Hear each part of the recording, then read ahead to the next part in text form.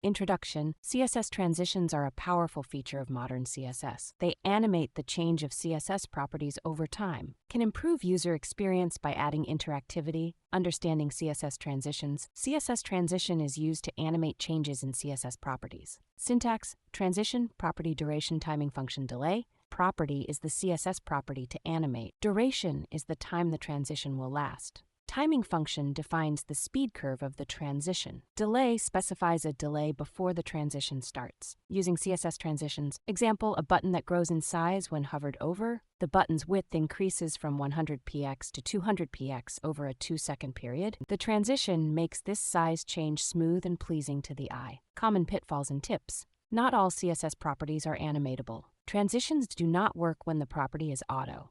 Be careful with durations and delays. Use the ORD to animate all animatable properties. Experiment with different timing functions for unique effects. Use the transition shorthand property for cleaner code. Conclusion: CSS transitions enhance your website's interactivity and user experience. Understanding their syntax and workings can help bring your designs to life. Key to good transitions is subtlety and naturalness.